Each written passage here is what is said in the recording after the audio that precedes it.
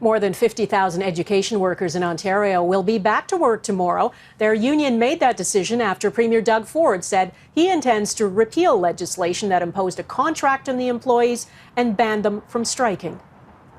As a gesture of good faith, our government is willing to rescind the legislation.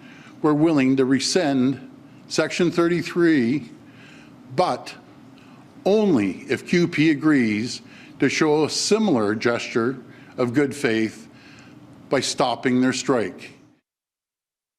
Global's Colin D'Mello is following this story from Toronto. Colin, the students will be back in class, but two sides are back to square one?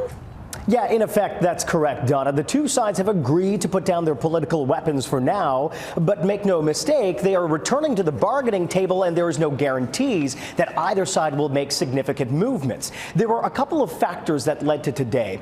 The Premier is facing polling which shows that parents are blaming the progressive Conservative government and not CUPE for the strike. As well, a number of unions from across the country came together over the weekend, and they threatened to hold a general strike on Monday, November 14th, and amp up their political protests. It is for that reason that perhaps the Premier decided to back down and promised to repeal Bill 28 and the use of the notwithstanding clause.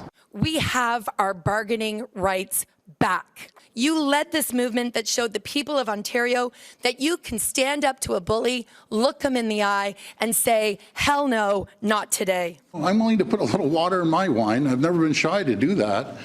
But they need to do the same thing. It's not a one-way street here.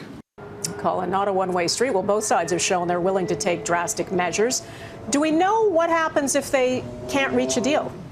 Yeah, I mean, the two sides are set to return to the bargaining table tomorrow. The Premier is going to repeal the legislation as early as next Monday. But the Canadian Unit of Public Employees says even once that legislation is pulled back, they will still be in a legal strike position. So if this contract clash continues, the union is warning they could once again return to the picket lines. Donna. All right, Colin D'Mello at Queen's Park in Toronto. Thanks.